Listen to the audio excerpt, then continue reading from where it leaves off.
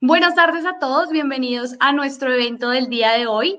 Mi nombre es Daniela Avellaneda y hago parte del equipo de Mercadeo de Contífico. El día de hoy quiero darles la bienvenida a todos los asistentes, a todas las personas que se van conectando. Ahí estoy viendo que algunos se están conectando. Sería súper si los asistentes nos cuentan qué tal está el audio, si la conexión está bien, todo. Cuéntenos, por favor, para dar inicio a nuestro evento. Mientras se van conectando más personitas, me gustaría contarles que se tratará nuestro evento del día de hoy sobre crecimiento sostenible y rentable para empresarios. Cómo financiar el crecimiento de tu empresa organizado por Contífico. Bueno, ¿qué es Contífico? Les voy a contar un poquito, aunque ahorita vamos a tener una introducción muy chévere. Contífico es el sistema contable más avanzado y económico amigable del mercado para todo tipo de industria. Contífico no requiere la compra de costosas licencias o equipos de hardware sofisticados. Ofrecemos a las empresas, contadores y personas naturales una herramienta fácil y práctica para mejorar todo el sistema contable de su negocio. Ok, hola a todos, déjenme saber. Ok, creo que estamos. Listo, hoy día vamos a hablar del crecimiento sostenible y rentable de una compañía. Muy rápido les cuento de Bold. En Bold buscamos que las compañías medianas y pequeñas actúen en grande y por eso hemos visto de primera mano los problemas, los riesgos e incertidumbres que trae el crecimiento. Y hay ciertas etapas de crecimiento y cada etapa tiene su crisis y ahorita la vamos a ver.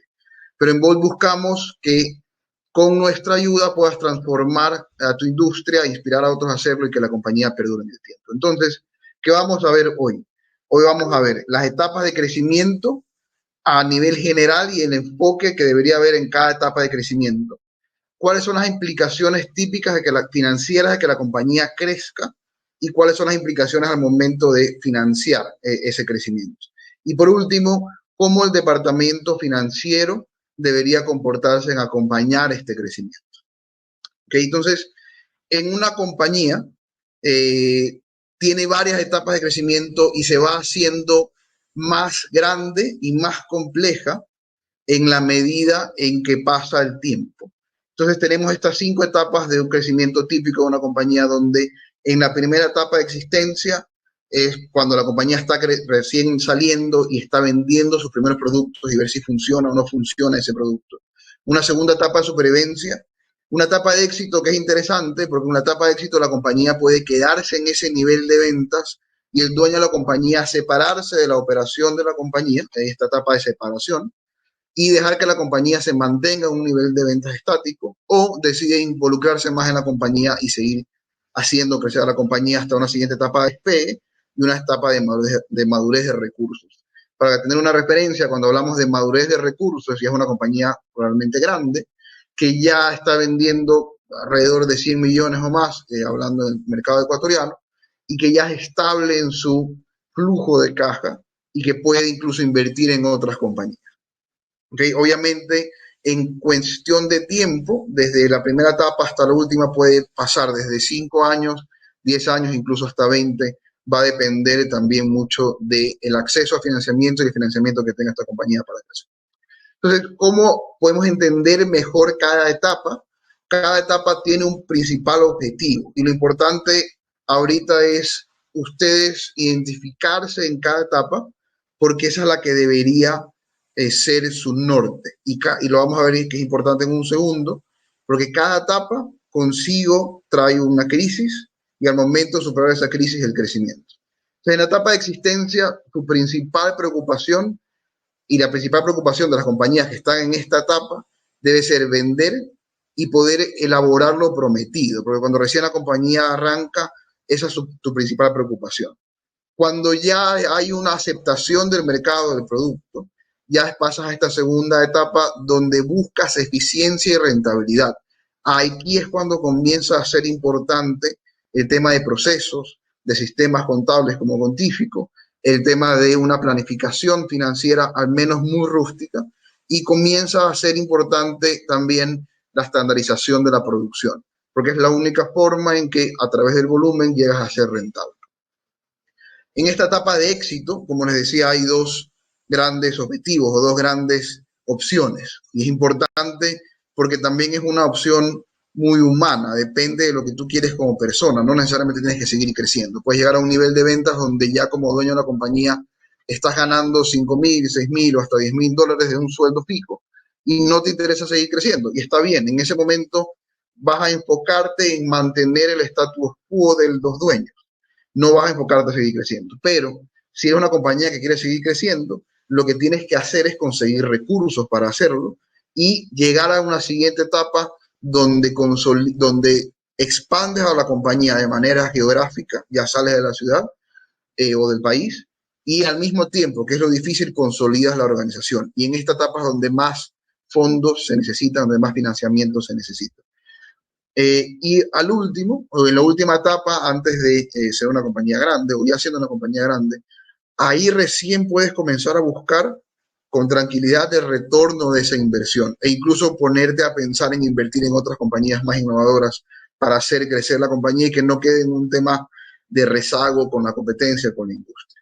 Entonces, esto es un framework bastante que se ha venido, que lo hemos visto nosotros en estos 7 años de consultoría que hemos venido que se cumple. Normalmente aquí los problemas financieros de esta etapa de existencia, de supervivencia, se dan por la falta de información. Si no tienes estados financieros al día y todos los meses, no hay forma de tomar decisiones. Lo vamos a ver más adelante. Ya cuando entras a una etapa de éxito y quieres seguir creciendo, los problemas vienen por una etapa de inversión. ¿En qué maquinaria inviertes y cómo financias esa maquinaria? En cambio, aquí en la etapa de supervivencia, las necesidades de inversión normalmente son de capital de trabajo. Quieres comprar más inventario para poder aumentar las ventas y tu financiamiento debería ser de corto plazo. Ya en una etapa donde estás buscando crecer con activos y con capacidades y seguir aumentando y acelerando el ritmo de crecimiento, las decisiones financieras ya son de más largo plazo y tienen que ser financiadas a largo plazo. Eso lo vamos a ver en un rato, cómo empatar las fuentes de financiamiento con el uso de financiamiento. Esto es algo interesante y antes de entrar a la parte financiera, es muy interesante y también liberador para muchos emprendedores y empresarios saber que cada etapa del crecimiento de una compañía va a estar impulsado por un factor específico, pero que ese mismo factor que impulsa el crecimiento trae consigo una crisis. Eso es importante, hay esa dualidad, ese trade-off en el momento que vas creciendo. Entonces las crisis van a ocurrir normalmente y el momento en que superas la crisis es que compras el derecho de seguir la siguiente etapa. Entonces, en la primera etapa, donde lo principal es vender y cumplir lo que prometiste a tu cliente, lo que va a impulsar el crecimiento es esta creatividad e innovación del emprendedor, este fuego, de estas ganas de comerse el mundo. Pero esas mismas ganas de comerse el mundo, a mí es una compañía pequeña que recién comienza, trae la primera crisis, una crisis de liderazgo, de administración profesional del negocio. Porque no necesariamente el emprendedor que encuentra ese hueco en el mercado, que tiene la habilidad para vender y la habilidad para convencer a proveedores, es alguien que puede dirigir la compañía. Y ahí es clave, porque incluso tienes que jugar con tu ego de no quedarte y restringir a la compañía de acuerdo a tu capacidad como líder, en vez de comenzar a traer gente que esté más capacitada que tú. Y en el momento que haces eso, el siguiente nivel de crecimiento, o el momento, cómo superas esta crisis de liderazgo, es estandarizando la dirección o profesionalizando la dirección. Como decía al principio, eso incluye incluso un sistema contable, incluye un gerente de marketing comercial o financiero, o al menos jefes de esas áreas. ¿Okay? Pero en el momento que ya tienes personas que pueden ser que sepan más que tú de su materia y estás confiando en ellas, muchas veces lo que pasa en estas compañías es que igual no las dejas tomar decisiones. Entonces, la siguiente crisis es una crisis de autonomía, porque tienes a este departamento o a este gerente o jefe de ventas, tienes a este jefe de finanzas o a este jefe de operaciones, pero igual tú como emprendedor, y lo he vivido, tú sabes más que todo el mundo. Entonces, creas esta situación donde realmente no estás delegando autonomía, no estás delegando autoridad a cada uno de estos jefes. Y eso sigue causando un problema, porque puedes tener planificación financiera, sistemas y procesos, pero ya se convierte en un problema de liderazgo. Entonces, y otra vez, ¿cómo superas esta crisis? Realmente descentralizando el poder en la toma de decisiones a cada uno de estos jefes. Y en la medida en que pasas y sigues creciendo, estos jefes tienen que tener las herramientas para tomar decisiones, tanto el empoderamiento de tu parte como líder de la compañía, como las herramientas para tomar decisiones. Y el momento en que descentralizas el poder, alguien la va a fregar, hablando coloquialmente. Va a haber una crisis de control. Y como reacción a esa crisis de control, el siguiente impulso del crecimiento es una crisis de coordinación, donde hay procesos para todo, donde cada departamento tiene muy identificado cómo se comunica con el otro, pero otra vez, ese impulso de crecimiento que pasa para pasar de despegue a monedas de recursos, puedes caer ya en la siguiente crisis en la que probablemente caen, y si piensan en compañías grandes que conozcan, caen en una crisis de burocracia, donde ya lo importante es el proceso y no el objetivo de crecer. En ese momento tienes una crisis de burocracia. ¿Cómo superas esa crisis cuando el objetivo vuelve a ser no cumplir el proceso, sino crecer? Y la única forma de hacer cosas innovadoras es colaborando entre equipos. Y la siguiente crisis es muy probablemente la crisis perenne que tienen ya las compañías grandes de propósito. Si ya está bien, ¿cómo puedo seguir haciendo mejor el mundo ya y no solo hacer plata? Entonces, eso obviamente en 5 minutos les he contado 20 años de la historia de una compañía. Lo hemos visto en Bolt. Los clientes pasan por estas etapas de acuerdo al nivel de estructura que tengan. Los problemas se dan por lo siguiente. Lo vamos a ver más detallado esta estructura. ¿Cuáles son los puntos relevantes hasta ahora? Las crisis son normales y eso es bastante liberador. No estás solo en ese camino de estas crisis, pero sí ya es tu responsabilidad con este conocimiento aprender y anticipar las crisis. Entonces, el segundo punto es que crecer no es gratis. Crecer siempre va a tener un riesgo. Crecer cuesta tiempo, cuesta sudor, cuesta lágrimas. Y más vale que valga la pena al final del año. Realmente un tema recurrente es que aparece un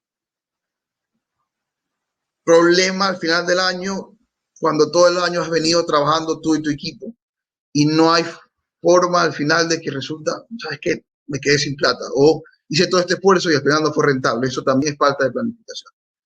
Y algo súper importante y crítico, y yo sé que es fuerte, es preguntarte a ti mismo si tú tienes el perfil para llevar a tu compañía a la siguiente etapa. Entonces, siguiendo con la misma explicación, adentrándonos más a las características del crecimiento, estas son las mismas etapas de existencia, sobrevivencia, éxito, separación, despegue y madurez de recursos. Detallado a la izquierda está el estilo de gerencia, que más o menos lo conversábamos antes, la estructura organizacional típica, la extensión de los sistemas formales de control, aquí entra sistemas y software como Contífico, el principal objetivo de cada etapa y qué tanto se involucra el dueño en cada etapa, siendo el círculo blanco el dueño y el círculo anaranjado la compañía como tal.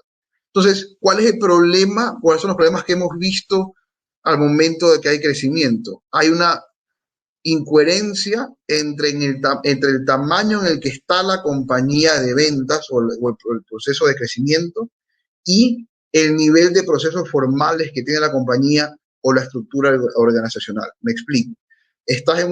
La compañía por el nivel de ventas está en una etapa de éxito-crecimiento, donde debería ya ser un líder delegador realmente y donde tienes que tener jefes por cada función y por cada geografía. Y lo que pasa a veces es que en los sistemas de control en cambio, son mínimos. Cuando ya debería estar en desarrollo, ya debería ser algo normal tener reportes no solo mensuales, contables, sino analíticos y que te ayuden a tomar decisiones, centros de ganancia y centros de costo. Eso todavía no existe, aunque la compañía ya está en la etapa de éxito-crecimiento. Entonces, cuando hay esa incoherencia, o puede ser que está en la etapa de éxito-crecimiento, tiene un nivel de ventas muy importante, pero todavía el dueño de la compañía tiene esta posición de supervisión supervisada, es decir, realmente no ha delegado. Eso causa problemas y fricciones. Puede ser que tenga reportes, pero ese problema de delegación está causando que la compañía no pueda seguir creciendo. Entonces, cuando hay problemas de crecimiento es porque no estás exactamente en una de estas columnas, sino que estás en el estilo de gerencia que deberías estar por el tamaño de ventas, pero tus sistemas de control están un paso atrás o dos pasos atrás y eso causa esa fricción y hace perder plata. Entonces, seguimos profundizando en estas etapas de crecimiento, donde hay varios factores que son críticos de acuerdo a la etapa en la que estás o no son tan importantes. Los factores críticos al principio es la habilidad del dueño de delegar y el efectivo y que el negocio es igual a su vida. Déjenme un segundo solo volver a proyectar y regresamos enseguida. Díganme si se ve bien. Entiendo que había un problema con la proyección. Sí, Antonio, estamos revisando y a los asistentes les aparece una pestaña, pero queremos comunicarles que esta pestaña deben darle el clic de cerrar porque a nosotros dentro de la plataforma no nos aparece, entonces creemos que es un error externo. Entonces, por favor, si desean, pueden minimizar un poco la pestaña o cerrar esta para poder visualizar mejor la pantalla. Y pues nos van contando si ven algún otro error. Si quieres, continuemos mientras tanto, Antonio. Listo. Ok. Entonces, hay factores. Al principio, la habilidad del dueño para hacer su negocio es absolutamente crítica. Pero luego, cuando la compañía tiene madurez de recursos y comienza a contratar gente capacitada para hacerlo, es menos importante. El efectivo siempre es importante. El efectivo trabaja desde la existencia hasta el despegue y madurez de recursos. Estoy viendo los mensajes de que sale en mi computadora, pero realmente no lo logro ver.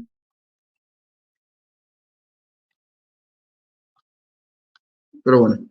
Antonio, podríamos intentar quizás, si quieres compartir, sí, a ver si de ahí podemos solucionarles. Estamos acá intentando hacer todo lo posible para solucionarles, entonces denos unos minuticos y ya si quieres intentemos presentar de la otra manera, a ver si de esa manera podemos solucionar el error que nos aparece. Okay. Si quieres, dale ahí, por favor, confírmenos si de esta manera les sigue apareciendo esta pestaña o si ya pueden visualizarla. Esperemos a ver qué nos comentan. Porque sí es extraño. No todavía pasa. Y no me sale a mí. Ah, ok. No, a mí tampoco me aparece. Es extraño que aparezca. No, parece que se sigue viendo. Bueno, si desean, les vamos a compartir un formulario en el chat. Se pueden registrar y nosotros les vamos a enviar esta presentación. De igual manera, esta va a quedar grabada. Entonces, a todas las personas que se registraron, las vamos a compartir para que no se pierdan absolutamente nada, puedan tener la presentación en sus manos y de esta manera también la grabación de la conferencia para que, pues, digamos que no perdamos ninguno. Si te parece, Antonio, lo podemos manejar así, continuamos hasta el momento y obviamente les compartimos a todos la presentación. Ya les voy a poner en el chat el formulario para que, por favor, se registren. Perfecto, sí, muchas gracias. Listo, entonces, hay estos factores, siendo habilidad de dueño, efectivo, negocio y vida, y luego hay otros factores que al principio no son importantes,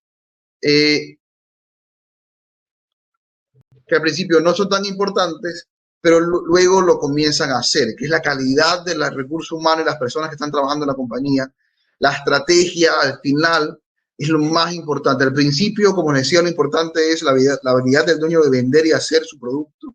Y al final, lo más importante, en cambio, es la estrategia. Entonces, cuando estén arrancando la compañía o estén en esta parte de crecimiento, la preocupación no debería ser el ser completamente innovador, sino completar ese crecimiento y esas ventas.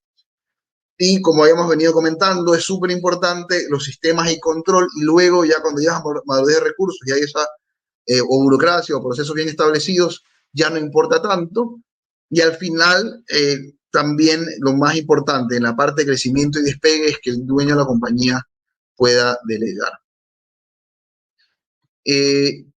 Ok. Entonces, hasta aquí, ¿cuáles son los puntos relevantes? Formalizar y estandarizar la compañía, el proceso y los sistemas es clave. Es clave para pasar de esta etapa de éxito, de supervivencia a éxito, tener contabilidad, presupuestos, controles, el software, tiene que ser vital para poder planificar, decidir y controlar con información y con lógica financiera. Porque algo que sí hemos visto, y lo vamos a comenzar a ver ya en la parte financiera, es que el dueño de compañía que tiene muy claros sus números y tiene sus cifras entre ceja y ceja, es el que tiene éxito. Por más de que sepa vender o no sepa vender, sepa su negocio o no sepa su negocio, tiene que estar muy claro en qué momento está ganando plata y poder anticipar eso. Es decir, tiene que planificar, decidir y controlar en función de números. Contar con recursos y con liquidez es también muy importante en todas las etapas. La única etapa donde no es importante, la anterior, era en el momento en el que quieres separarte de la compañía. Ahí no importa, las ventas se van dando y tú cobras tu sueldo, pero si quieres seguir creciendo es absolutamente clave, y por eso vamos a ver en un rato cómo se comporta esta necesidad de financiamiento y qué queremos evitar al momento de crecer y qué es lo que estamos buscando al momento de crecer. Okay. Y por último, sí llega a ser importante al final, en las últimas etapas, la estrategia, pero más que eso, incluso las personas que la ejecutan. Entonces, cada vez que la compañía va creciendo, al final no todo es números, al final las personas, los negocios son de personas.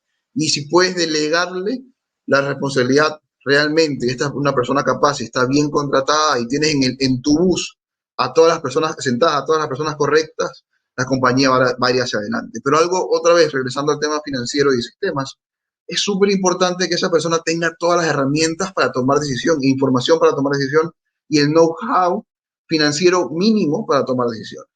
Entonces, ¿cuál es este know-how financiero mínimo que he venido mencionando? Hay que entender primero cuál es el ciclo económico de la empresa. No entender a la empresa como solo ventas o como solo utilidad operativa.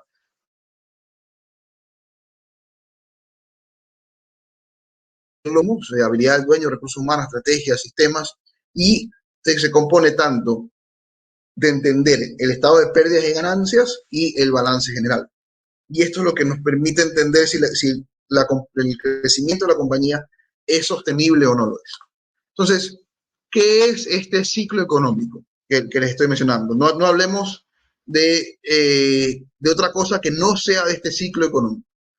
Y no es otra cosa que la interacción de algo que ustedes probablemente ya conocen. Entonces no va a pasar mucho en tiempo en estos estados financieros normales, pero los estados financieros son una herramienta de gestión empresarial por excelencia. Son muchas veces desatendidos, son muchas veces vistos como la última rueda del coche, y realmente son los más importantes. Y no importa qué tipo de herramienta de Big Data o de visualización o de UX quieras traer sobre la mesa al proyecto, que son más sexy o más innovadoras, al final tiene que hacer sentido con respecto a esto que vamos a ver ahorita. Entonces, lo primero es entender el estado de situación o el balance general. Vamos a reentenderlo un poquito, no solo como pasivos o patrimonio igual activos. A los contadores les gusta que esto cuadre, no porque les gusta sumar y restar, sino porque si ustedes invierten plata en su negocio, sea a través de patrimonio o sea a través de una deuda con el banco, esa plata no se puede desaparecer. Tiene que estar invertida en clientes, es decir, en cuentas por cobrar, en inventario o en propiedades, planta y equipo. Entonces, estos activos son los que van a generar o son los que van a usar esas fuentes de fondos, sean otra vez patrimonio que son propias de tu bolsillo o pasivos y deuda. Entonces, es súper importante reentender esto, que no es solo algo que tiene que verse al final del mes, sino que tiene que usarse para tomar decisiones. Y esto lo complementa el estado de resultados, que es el más común de revisar, ventas, menos todos los ingresos operativos, menos los intereses del banco y menos los impuestos del gobierno, queda la utilidad neta, que es lo que va a reinvertirse en la compañía. Entonces, ¿qué es el ciclo económico? El ciclo económico es entender cómo estos dos estados financieros interactúan. Interactúan de la siguiente manera. Los recursos financieros, sean de deuda o de patrimonio, son invertidos en activos productivos. Y aquí viene un concepto clave. Si la inversión que hiciste en tus activos productivos no es buena, y esa inversión la tienes que hacer hoy y vas a ver resultados en los siguientes meses o años, vas a perder plata. Entonces, la máquina que compraste y que decía que producía 10.000 unidades, realmente tiene que producir 10.000 unidades y no que por alguna falla produce 8.000 o 7.000, peor aún. El crédito que le diste a tu cliente, porque al final aquí donde dice clientes estamos hablando de saldo de cuentas por cobrar que tengas al final de cada mes o al final del año. Si el crédito que le diste a tu cliente es malo, si el cliente al que le confiaste tus productos a cambio de un tiempo, resulta que no te paga o no calificaste bien a ese cliente, vas a perder plata, porque al final vas a tener que descontar de este PIG ese mal crédito. Y obviamente en inventario, si compras un inventario que no se mueve lo suficientemente rápido, vas a tener que dar de baja ese inventario eventualmente, o si es perecible, peor aún. Entonces, es clave que estos activos productivos, si son buenas inversiones y solo si son buenas inversiones, van a generar ventas mayores que sus egresos operativos y los intereses impuestos. Y esta utilidad neta, luego, y esto es la utilidad operativa o la rentabilidad operativa, es la que se va a usar en el tiempo para pagar los intereses a la banca, que es el costo del financiamiento, porque obviamente nadie da recursos gratis, y el costo externo o de terceros de la banca tiene un costo y se llaman intereses y son explícitos. ¿A qué voy con explícitos? Son un costo que está en un papel y dice 9%, 8%, 10% sobre lo que te presté como banco. Y el otro fin de la resultante operativo es pagar o repagar dividendos a los inversores. Ojo, aquí los inversores también tienen una expectativa de rendimiento, pero es tácita o es implícita.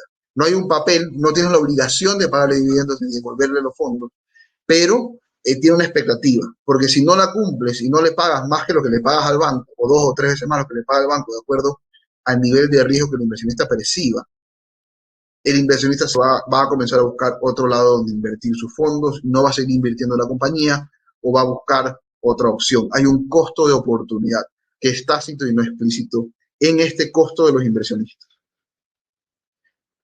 Entonces, vamos, para hacer esto más claro, vamos con tres ejemplos. Primero, este ciclo económico puede convertirse en un ciclo virtuoso, que es a lo que queremos apuntar, o un ciclo vicioso, que obviamente lo queremos evitar. Y lo que pasa normalmente es que llegamos a un ciclo tibio, que también lo queremos evitar, lo vamos a ver por qué.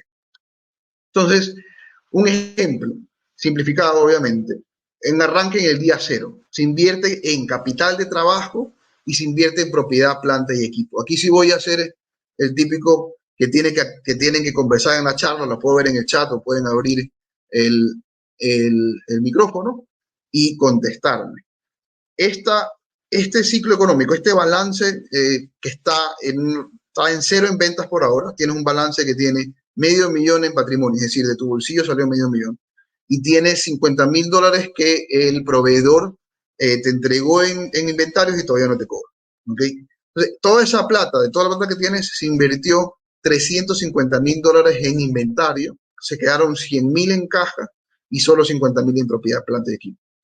¿Quién quiere contestar qué tipo de compañía es esta? Si solo viendo la estructura del balance, sí se puede inferir de qué tipo de compañía, cuál es el giro del negocio. ¿Es una compañía industrial, comercial o de servicios?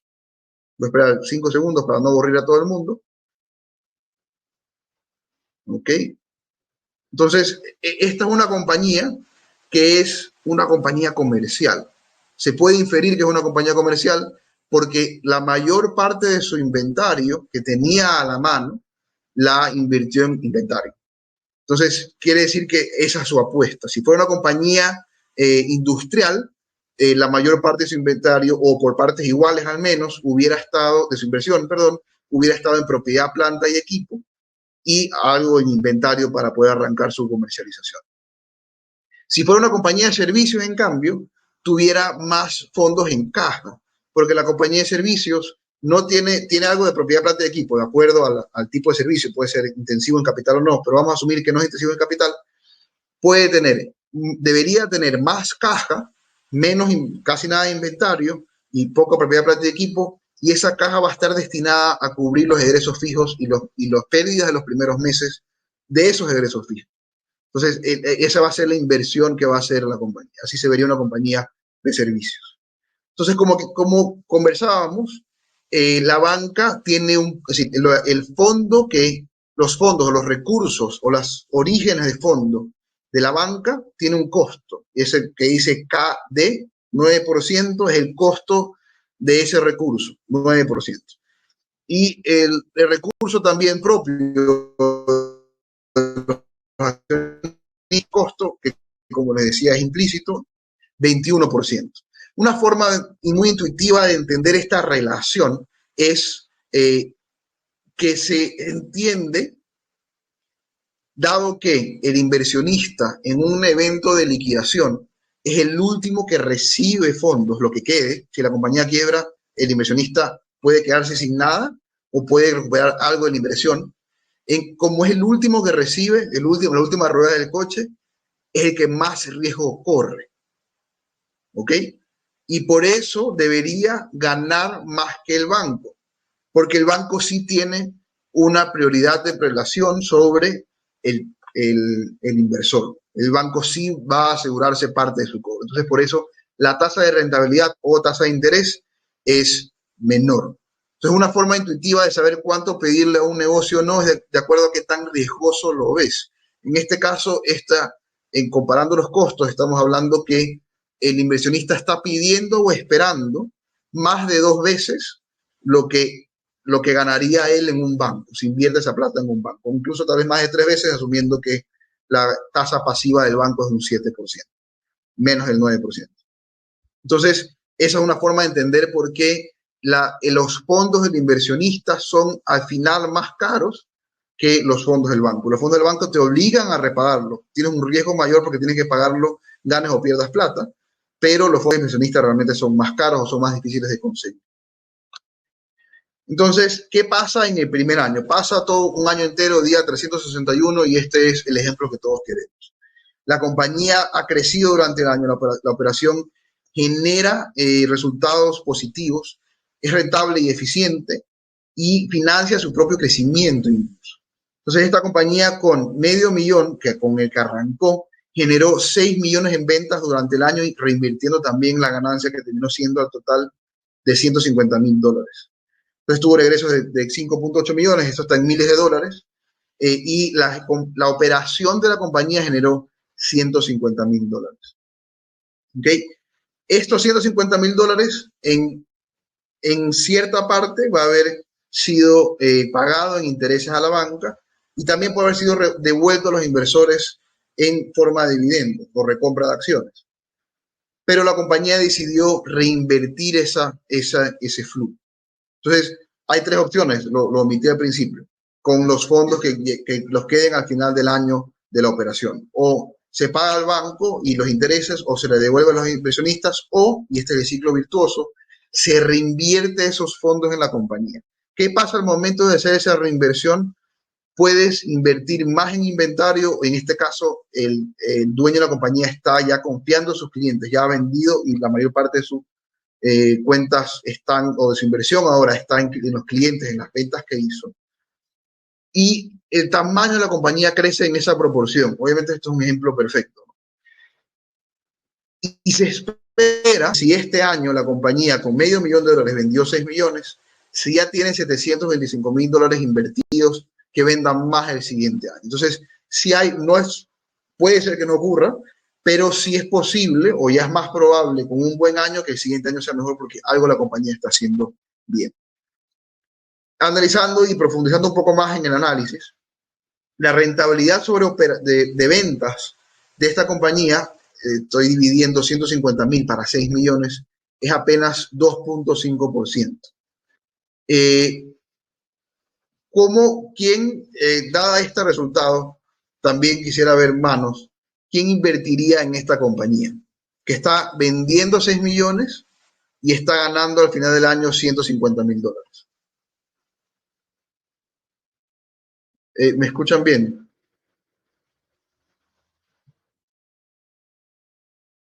Ok, porque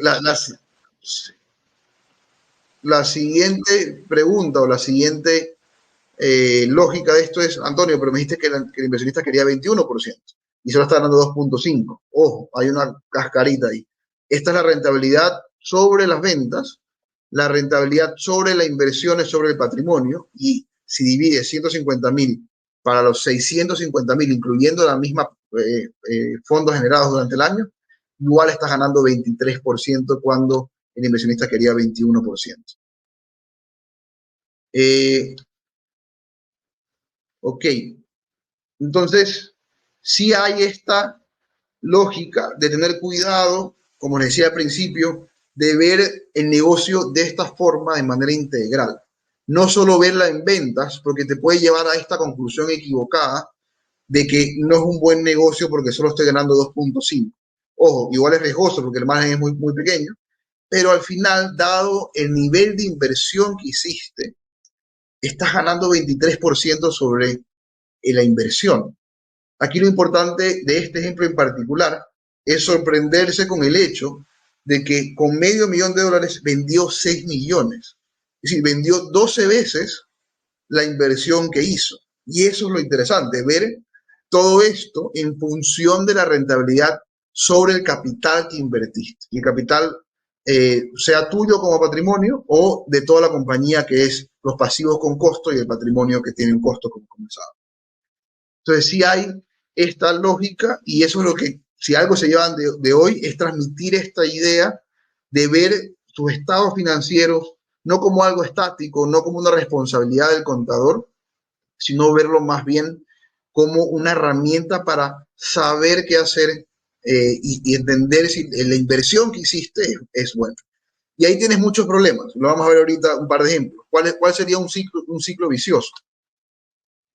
El ciclo vicioso es el siguiente problema. Aquí tengo un par de preguntas. Alguien dice que no se entendió el tema de rentabilidad sobre inversionistas. Es importante, así que sí me quiero detener ahí. La rentabilidad sobre las ventas es el caso anterior. En este ejemplo, es 150.000 sobre 6 millones y es solo 2.5%. Es decir, después de cubrir todos sus egresos operativos, le queda 150.000, que es solo 2.5% sobre las ventas. Eso es la rentabilidad operativa del negocio o sobre ventas. Pero lo que importa al final no es la rentabilidad sobre ventas, sino la rentabilidad sobre el patrimonio. ¿Cómo calculas la rentabilidad sobre el patrimonio? Son esos mismos 150.000 que fueron generadas por estas ventas, comparado con la rentabilidad del patrimonio, que son $650.000, que incluye tu inversión inicial e incluye también los 150.000 que generaste durante el año, porque esto, acuérdense, es del año cero, del día 0 al día 361. Durante todo ese tiempo generaste ganancia mes a mes, y esa ganancia la volviste a invertir, la volviste a invertir y la volviste a invertir. Entonces hay que contar este 150.000 también. Pero incluso contando esos 150.000, tienes un 23% de rentabilidad sobre el patrimonio, que comparado con el 21% que te exigía el accionista, quiere decir que estás generando valor económico para el accionista, incluso 2 puntos por encima. ¿Ok? Eso quiere decir que estás... ¿por qué esto es bueno? ¿Por qué el ciclo económico es la forma de verlo? Porque quiere decir que los recursos que la sociedad, porque al final es la sociedad, porque la plata que te entrega el banco y que te entrega tu proveedor y la plata que te entrega tu inversionista es un ahorro que él tenía de antes. Los recursos que la sociedad te está arriesgando en ti como compañía están siendo repagados en la proporción que ellos exigen, en 9% y en 21%, como estamos viendo en este ejemplo. Entonces, lo importante es entender, por eso es un ciclo económico, lo importante es ver y entender que el negocio sí está generando un valor económico adicional de lo que el inversionista quería. Esto no es, esto igual, aunque es lo ideal, no es lo común en las compañías. Lo común es lo siguiente, lamentablemente son los siguientes dos escenarios. El siguiente, enseguida siguiente, es catastrófico, es el ciclo vicioso, al que no queremos evitar por completo, y es bastante obvio, pero vamos a ver los tibios, que son menos obvios, y muchas veces vivimos en esa realidad sin darnos cuenta, que hoy nos está afectando o que nos va a afectar eventualmente y nos va a llegar a un ciclo vicioso. Pero para poner los dos extremos, el ciclo virtuoso es el que vimos antes y este es el ciclo vicioso donde obviamente si la operación de la compañía en vez de ganar 150.000 perdió $50.000, estamos mal. Ahí no hay misterio. Pero sí quiero recalcar sobre el efecto que esto tiene. Cuando al momento de perder $50.000 la operación, el patrimonio de la compañía se disminuye y lo más sano, aunque parezca contraintuitivo, es absorber esa pérdida. Por eso el inversionista es el que corre más riesgo. ¿Ok? Ya van a ver por qué esto es lo más sano. ¿Qué pasa? La compañía, en vez de crecer a $725.000 como teníamos en el escenario anterior, sus activos solo crecen $25.000. Se quedó sin caja para el siguiente año, tiene algo de inventario, pero tiene algo menos. Entonces va a tener problemas o muy probablemente venda menos que el año pasado y si vende menos, lo más probable es que esté perdiendo. Entonces, ese es el ciclo que no queremos. ¿Por qué lo sano es absorber la pérdida? La segunda parte de ese comentario es, hay que entender cuál es el problema operativo o de competitividad de la compañía. ¿Por qué la compañía está perdiendo plata? ¿Qué es lo que no quieres hacer? ¿Qué es lo no saludable? Es endeudarse para cubrir esta pérdida. Lo puedes hacer. Esta compañía, como ven, no está endeudada, $75.000 y $450.000 de patrimonio. No tiene una deuda grande. Un banco podría prestarle plata, pero sería en la mitad del año, antes de que entren pérdidas. Pero no sería una jugada saludable porque no estás resolviendo el problema de fondo que está aquí. Entonces, mientras no resuelvas este problema de fondo, y ese problema puede tener muchas aristas y que se amarra con los problemas de crecimiento que teníamos arriba. Mientras no arregles esto, no importa cuánto te endeudes, lo que va a pasar es que ese ciclo vicioso se acelera, se hace más rápido y para colmo te quedaste con deudas. Entonces, esto es el caso extremo que queremos evitar. ¿Cuáles son dos casos tibios que también queremos evitar porque no estamos generando lo suficiente? Entonces, el primer caso es las ventas se mantienen iguales, la utilidad neta es la misma, ¿ok? En este ejemplo, este tibio número 1, pero la necesidad de inventario aumenta. Por alguna razón, en el ciclo virtuoso, solo para recordarles, voy a retroceder, en el ciclo virtuoso tenías inventarios por $150.000 y ahí estabas ganando 23%. ¿Ok? En este segundo caso, por alguna razón tienes un inventario adicional de $100.000. Puede ser, en el peor de los casos, es inventario que se te quedó en la bodega y no lo pudiste vender y no sabes si lo vas a vender en el futuro cercano. En el mejor de los casos es que tú te has estoqueado para aprovechar precios o te has estoqueado para atender a tus clientes. Pero de todas formas, en la operación de la compañía estás necesitando $100.000 más de inventario. Eso quiere decir que hay más usos. Hay $825.000 versus los $725.000 que teníamos antes, que tienen que ser financiados. Este descuadre nunca va a pasar en la contabilidad, es solo para ejemplo. Si el ejemplo anterior del ciclo virtuoso se mantiene igual, faltarían $100.000, porque aquí hay $100.000 más. Acuérdense que eso está en miles también. Entonces, ¿cómo cuadramos estos $100.000? Si el banco no nos presta, el inversionista tiene que invertir más. Entonces, la compañía es igual de rentable a nivel de ventas. Ojo, estamos igual, y vendimos lo mismo, a los vendedores le vendimos lo mismo, la comisión es la misma, todo el mundo está feliz. Hay $150.000 de ganancia, la compañía ganó plata, lo mismo que hubiera ganado en el escenario anterior. Pero se tuvo que invertir más recursos, $100.000 más. Entonces, la rentabilidad sobre el patrimonio va a ser menor y ya no va a bajar 3%, que no es nada dramático, por eso estamos hablando de este escenario tibio, pero ya es ligeramente menor de lo que está buscando el inversionista. No es dramático, lo más probable es que no se te vaya al día siguiente, pero ya comienza a oler y comienza a exigir algo más. ¿Cuál es el segundo escenario? Otra opción, antes de pasar al segundo escenario tibio, es que el banco invierta los fondos. Esos $100.000 que no sean invertidos por el patrimonio, sino que sean invertidos por el banco. Y eso es otra opción, que esta parte azul que está aquí, no entra aquí en la parte de patrimonio, sino que entra acá arriba como un préstamo del banco. Ahí esa solución es más sana y es correcta, es una forma correcta de financiar tu crecimiento. Nada más que hay que tener claro cuál es la naturaleza del riesgo financiero. Porque el momento en que te endeudas, hay dos sombreros que tienes que ponerte. Uno, el primero, que es el chévere, es el sombrero del inversionista.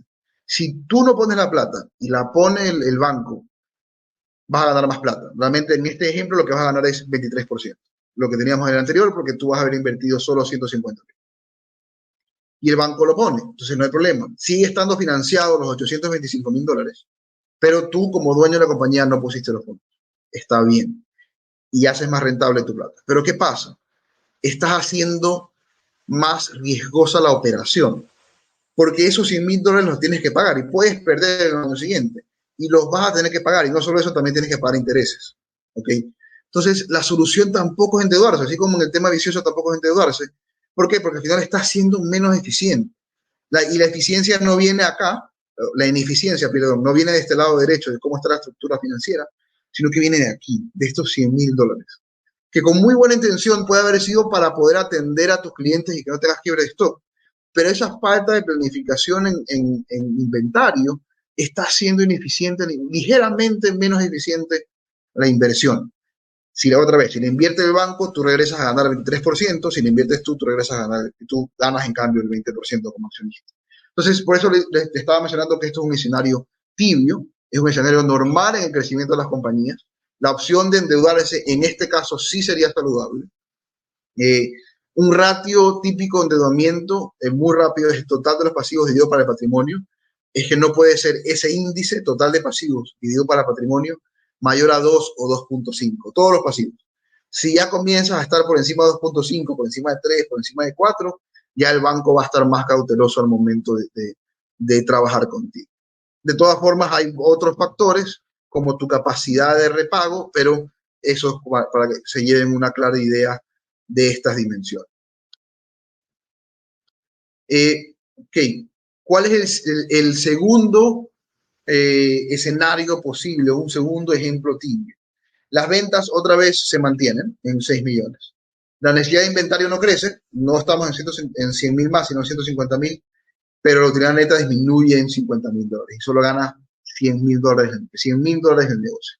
Otra vez, habría un descuadre ilustrativo aquí, en contabilidad no va a pasar eso, de alguna forma tiene que ser financiado ese faltante o ese exceso de usos versus la falta de fuentes, eso es automático.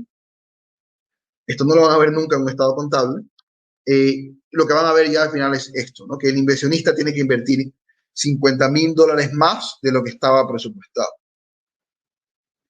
En ese caso, el negocio es más evidente que es un caso que tampoco es deseado porque estás ganando menos plata versus el tibio número 1. Y haciendo los cálculos vas a ganar menos sobreventas, que ya está mal, y ahí te impacta más todavía sobre el patrimonio, porque ya no solo la parte de capital de trabajo es ineficiente, como en el caso anterior, donde la ineficiencia venía en esta parte de capital de trabajo. Como paréntesis, capital de trabajo es la suma del saldo de inventario más el saldo de cuentas por cobrar menos el saldo de pago a proveedores. Tu ineficiencia aquí, que te costó 3% de rentabilidad sobre el patrimonio, viene por capital de trabajo. En este segundo ejemplo tibio, la ineficiencia viene por la parte operativa. Pero esta ineficiencia operativa, aparte de dejar menos fondos, exige que el inversionista invierta más plata, porque en el caso del ciclo virtuoso, estos $50.000 que se necesitaban para estos 50.000 extras de inventario venían de la misma operación. Como no existen, tiene que invertir el inversionista, tiene que meter más plata. Y ahí pierdes incluso 8 puntos de rentabilidad sobre el patrimonio. Entonces, si hay un efecto doble de que la parte de arriba del índice, la utilidad neta, disminuye en 50, la parte abajo del índice, el patrimonio, sube en 50 y tienes esa pérdida de 8% de tu rentabilidad. Entonces, es importante tener esta lógica de ciclo económico y saber también cómo financiarlo. Otra vez, otra opción es que el banco financie esos $50.000, que sigue siendo una opción. Entonces, sigue siendo una opción el financiamiento, pero igual habría ineficiencia. Entonces, hay que cuidar y entender al final la eficiencia sobre el total del capital invertido y también sobre el total del patrimonio. ¿Okay? Si hay dudas, me avisan. Vamos resumiendo la parte financiera. Finanzas, o lo interesante de finanzas, como les decía al principio, y contabilidad no existe, finanzas no existe sin contabilidad, es que es la única forma que realmente puedes medir si tu negocio está generando valor para la economía, como vimos antes, ¿no? Si estás pagándole a tus proveedores de recursos, si nos abstraemos y damos un paso atrás al negocio, tienes los proveedores comerciales de siempre con los que tratas en el día a día, pero como compañía tienes proveedores de recursos, que son dos, de terceros banca o propios del accionista o de un tercer inversionista.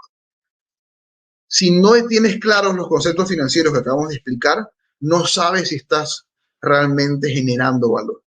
A veces puedes no estar generando valor, estar en el escenario tibio 1 o en el escenario tibio 2, y puedes vivir 1, 2, 3 o 4 años en ese escenario. Y puedes sobrevivir, pagar un sueldo, irte de vacaciones, incluso crecer en ventas. ¿Ok? Pero eventualmente vas a llegar a un punto donde eso no es eficiente, donde llegas a un punto donde vas a competir por fondos de inversionistas y van a ver ese tipo de eficiencia. Y te van a exigir más eficiencia de capital de trabajo, aparte de la eficiencia en la parte operativa. Algo clave es que, y como tip que hemos visto en muchos casos, es que normalmente nos concentramos en la eficiencia operativa, ventas menos costos de stand. Eso es lo que normalmente vemos, pero donde se gana mucha plata, y hay mucha plata escondida, es en hacer eficiente las cuentas por cobrar y en hacer eficiente el inventario. Incluso si tienes liquidez. Generalmente le paramos bola a la parte de capital de trabajo, cuentas por cobrar, inventario cuando nos falta plata. Pero incluso antes de que te falte plata, igual tienes que ir peleando cada saldo y cada día de inventario y cada día de cuentas de cobro. El segundo punto clave es que las ventas son lo primero que importa, pero no lo último. Al final lo importante es que la inversión, tanto la inversión de patrimonio como la de deuda y patrimonio, es la que tiene que ser rentable. Porque otro caso tibio, lo voy a poner en la siguiente charla, puede ser que ganes no 2%, sino 15% sobre ventas, pero tu inversión sea no de medio millón, sino de 2 millones. Entonces no importa, no es relevante el margen como porcentaje sobre ventas, lo relevante es eso en función de la inversión que hiciste. Y todo esto siempre, y es algo que los financieros no queremos aceptar, pero es verdad, las ventas mandan, las ventas arreglan el 80% de los problemas financieros. Entonces tener un buen equipo de marketing, invertir en publicidad y tener un buen financiero que se comuniquen entre ellos es absolutamente claro. Y como les decía, ¿cómo empeoras o cómo haces peor un mal caso tibio o vicioso con mala deuda? Es decir, es natural cuando estás en el día a día y no ves esta figura así, si me falta plata y puedo prestar al banco, le presto al banco. Y todavía te puedes endeudar, lo más probable es que lo puedas hacer. Pero si no estás resolviendo el problema de eficiencia en capital de trabajo, en el balance, como vimos, o de competitividad en el mercado, en la parte operativa del PIG, y te estás endeudando para tapar huecos y no para seguir creciendo. ¿Cómo deberías endeudarte? Deberías endeudarte entendiendo que la deuda es adelantar ventas. Entonces, si crees que no vas a subir en ventas y solo estás endeudándote para tapar huecos o cubrir pérdidas, vas a entrar en un ciclo vicioso, inevitablemente. Hay situaciones donde eso es necesario para sobrevivir, pero tienes que estar claro que fue una estrategia de sobrevivencia y hay que corregirla al minuto. Y hay que encontrar el problema que te está cogiendo esos fondos, que otra vez pueden estar en capital de trabajo o pueden estar en la parte operativa. Ok, para cerrar, vamos a pasar un tema rápido, ahí viene la parte de financiamiento, pero ¿cómo debería interactuar el departamento financiero? Daniela, dime si ya aburría a todo el mundo o tenemos tiempo todavía. Creo que ya estamos pasados a las 7. Todavía tenemos tiempo, creo que no te ha aburrido todavía. Me avisan. Entonces, algo importante ya aterrizando esto a la práctica, es qué tiene que hacer mi departamento financiero en todo este juego. La mejor analogía que hemos encontrado ya en la práctica para entender la relación entre estos dos es la relación entre el laboratorista y el doctor médico. Cuando estás enfermo, vas al doctor y el doctor te puede ver verde o amarillo y te dice, te va a tomar la temperatura, pero igual no te va a decir qué tienes. Lo que va a hacer es decirte, anda al laboratorio a hacerte pruebas, ¿ok? Y el laboratorista, cuando vas a hacer la prueba, te saca la sangre, te entrega la prueba, y si tú le preguntas al laboratorista, señor, ¿qué tengo? El laboratorista no te va a decir qué tienes, te va a decir, usted tiene células blancas altas. Eso es todo lo que te va a decir, es, define la realidad de lo que está pasando en tu cuerpo. Es muy específico y es concreto, pero no te va a decir qué hacer. Esa es la función del contador. Y es normal, y lo ponemos así, con un caso, una analogía del día a día más humana, porque es normal confundir al contador o al tipo que hace números con el financiero y comenzar a pedirle análisis financieros a un contador. Que hay contadores que lo pueden hacer, ya han desarrollado esa habilidad y está bien. Y es muy importante poder tener ese crecimiento profesional también dentro del plan de carreras. Y se lo puede hacer, pero si su función principal es tener al día los estados financieros para que tú, como dueño de la compañía, que en este caso haces las veces, en esta analogía, tú como dueño de la compañía haces las veces de doctor médico o el gerente financiero también hace las veces de doctor médico, tú eres el que tienes con esa información y que en este know-how que acabamos de ver hace 2 segundos, es el que tiene que decidir, planificar, y una vez que corres esa planificación y ocurre la realidad y el contador te dice qué pasó, controlar con esa información y volver a decidir. Y ese es el ciclo, y lo vamos a ver en un rato. Aquí una pregunta, puedo repetir nuevamente, en general, ¿cuál es la diferencia entre que la deuda está en el capital de trabajo o en la parte operativa, por favor? No es la deuda, es la ineficiencia. O puede no ser ineficiencia, puede ser la necesidad de recursos. Entonces, si es que tu capital, voy a regresar,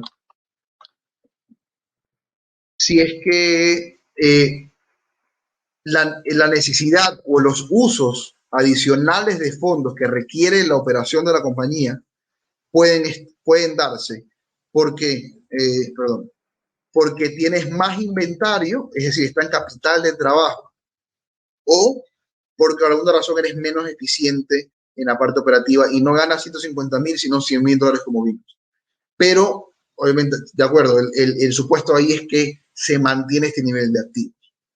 ¿Okay? Entonces, si es que la operación mantiene un nivel de activos de $825,000 que necesitan ser financiados de alguna forma y las ventas generan no 150,000, sino $50,000 menos, alguien tiene que poner esos $50,000 que no puso las ventas.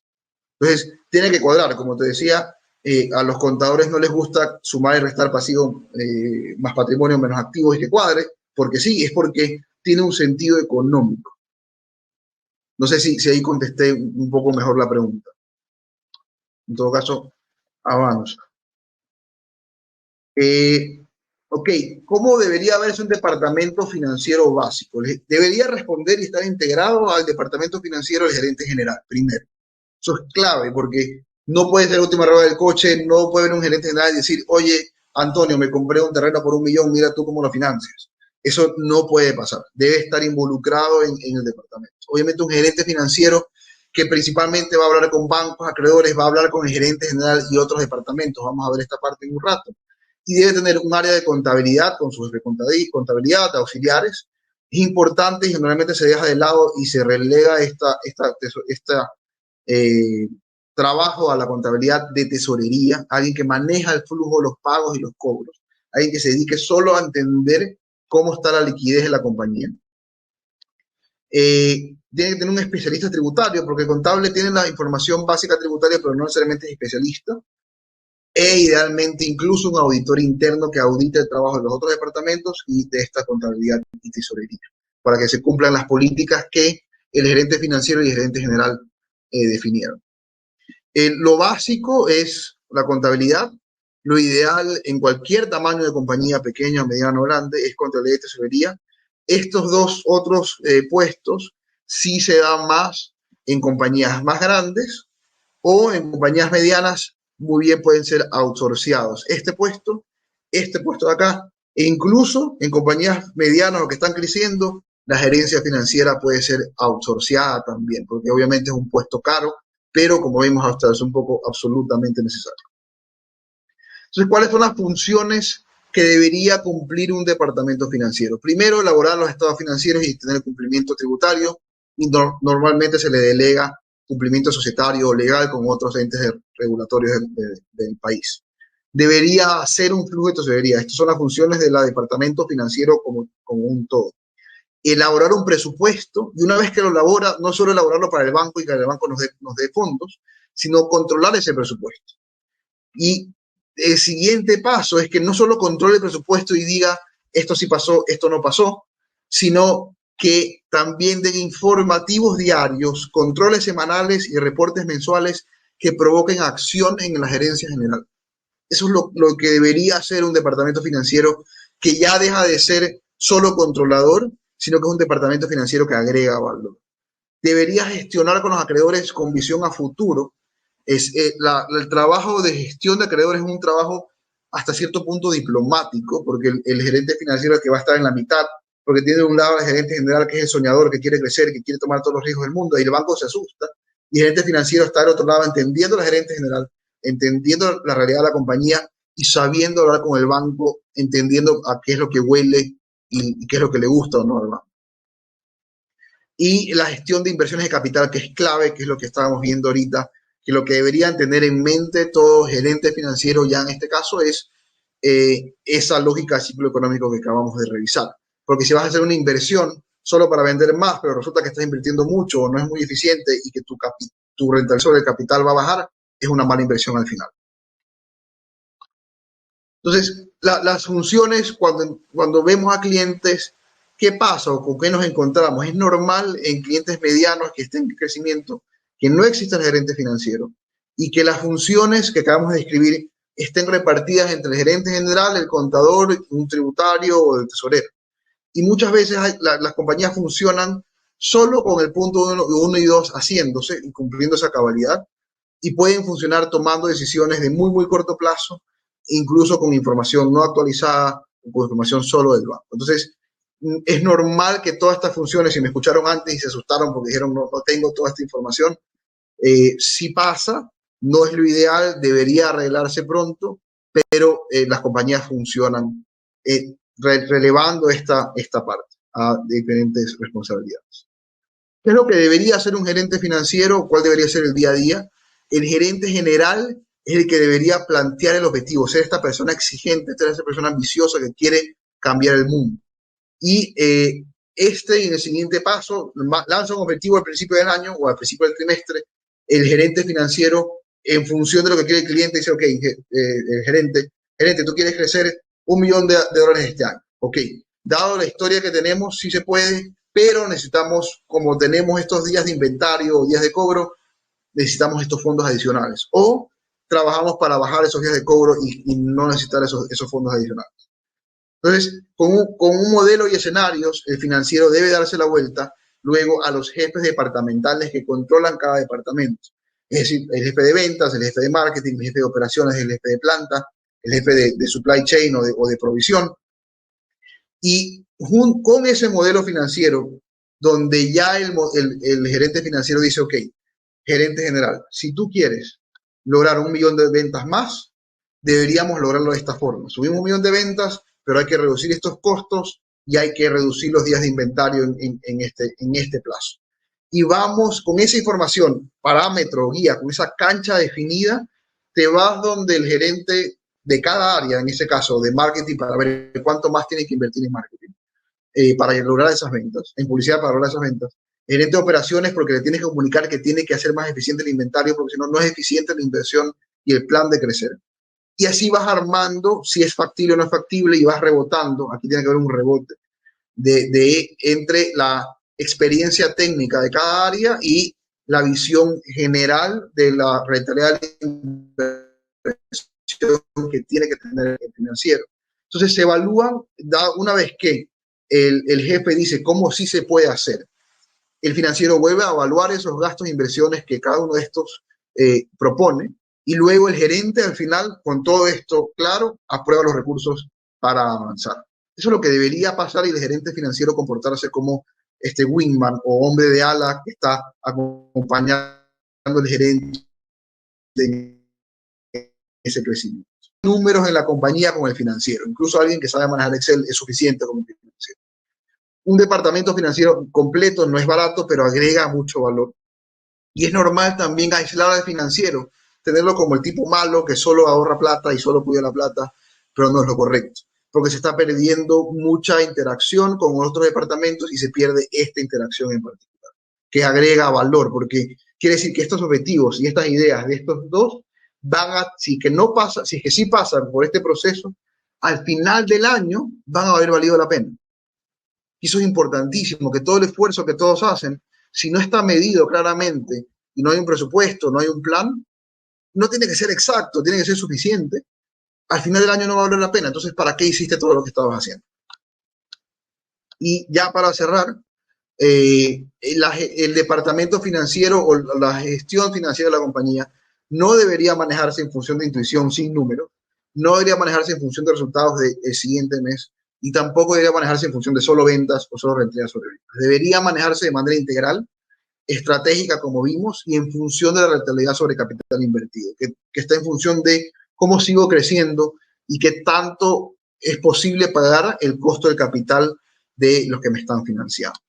Poco de historia, la gerencia financiera pasó de solo ser contabilidad hace 100 años, el contabilidad solo registraba información histórica, solo registraba las decisiones, no tomaba decisiones ni ayudaba a tomar decisiones, ni habilidad técnicas, y simplemente era juzgado porque tenía los libros en orden. Ya 50 años acá, las finanzas gerenciales llegaron a ser un tema de planificación financiera, trabaja para una gerencia financiera solo para hacer números, informa de lo que ha pasado y cómo tomar decisiones, hay algo en análisis y es juzgado por qué tan buen reporte y qué tan bonito el reporte es.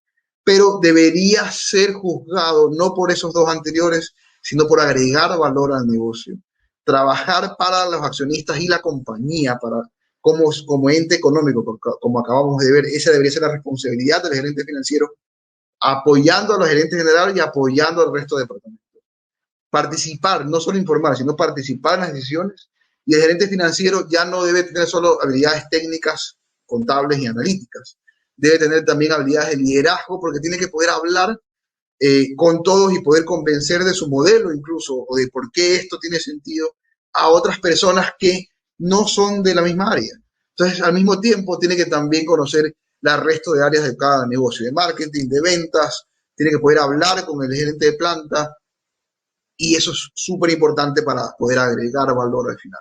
Y eso es lo que te va a llevar de estas etapas de crecimiento, el momento de, incluso te va a ayudar a, como decíamos al principio, a delegar más, porque ya sabes que la persona que le estás delegando, el jefe de ventas, por ejemplo, sabes que al lado tiene los números claros. Te va a ayudar también a controlar más los resultados que estás teniendo y a ponerle procesos y más claves a tu operación completa. Y este departamento financiero es el que debe ayudarte a generar este entendimiento de tu compañía y ayudarte a generar y a medir este ciclo virtuoso, porque si no lo mides y si no sabes cómo medirlo, pueden estar creciendo en ventas, el trabajo puede ser muy buen profesional la gente que te acompaña, pero no sabes si estás haciendo plata o no estás haciendo plata de verdad, más allá de que tengas plata en el bolsillo. Okay. Entonces, eso como conclusiones, un departamento financiero acompaña al gerente, pero un socio estratégico financiero crea valor para los accionistas, la compañía, el gerente y todos los otros shareholders de la compañía, incluso los proveedores. Entonces, espero que les haya servido la charla. Hasta aquí ahora sí ya, Daniela, no aburro a nadie más y creo que estamos bien con el tiempo. No te escucho, Daniela. Ay, perdón, sí. Estaba leyendo y tienes dos preguntitas que te hicieron. Ok, una es Wendy, que dice, ¿en qué nivel está el gerente financiero entre el organigrama a la par que los gerentes operacionales, ventas, etcétera? Sí, 100%. Tiene que estar a la par y como comentaba al final, trabaja junto con estos gerentes.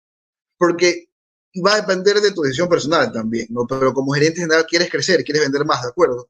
Pero como decíamos en una de las conclusiones, lo primero es vender, pero no es lo último.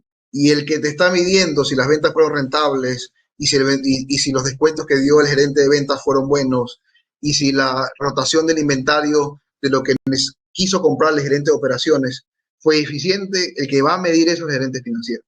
Entonces, creo, es nuestra opinión, obviamente estoy sesgado, que el gerente financiero tiene que estar muy al lado del gerente general, a nivel de organigrama al lado de los otros, pero tiene que tener una comunicación, una interacción muy fuerte con todos los otros, porque es el único que ve toda la, aparte del gerente general, es el único que ve toda la compañía y de manera absolutamente objetiva. El resto de gerentes ven una parte de la compañía. Acá tenemos otra de Carolina Proaño que dice, ¿qué pasa cuando una compañía ha alcanzado el crecimiento, pero una crisis retrocede en las etapas de crecimiento? ¿Cuál es la recomendación para la compañía, los primeros pasos a seguir? Sí es complejo, obviamente está pasando bastante en la coyuntura actual. Si es que hay dos opciones. Si es la coyuntura actual, deberías recuperarte rápido. Porque si es la coyuntura actual, si es algo que pasó porque cayó la demanda abruptamente. Si es una crisis y es por un tema de competitividad tuya, porque por alguna razón estás vendiendo más caro que tu competencia y no puedes bajar los precios porque si no, no eres rentable, o estás comprando cosas que no estás vendiendo, ahí hay que encontrar ese problema de raíz, tener una solución factible y volver a conseguir fondos, sea de un banco o sea del capital. Pero primero tienes que tener claro cuál fue el problema, un plan para solucionarlo y volver a conseguir fondos, justificándolo por, mira, tenía este récord, pasó este problema, ya lo estamos solucionando de esta forma, pero necesito estos fondos para crecer. Lo más probable es que vuelvas a necesitar fondos también. Bueno, creo que esas son todas las preguntas. Si tienen alguna otra pregunta, no la pueden hacer, aprovechar este espacio y darte las gracias a ti, Antonio, por acompañarnos y por esta charla tan interesante. De verdad, muchas gracias por estar acá. Y pues a nuestros asistentes, si no tienen más preguntas aparentemente, podemos vernos en una próxima ocasión. Listo, Daniela. Muchísimas gracias a ti. Bueno, hasta luego, que estén muy bien. Chao.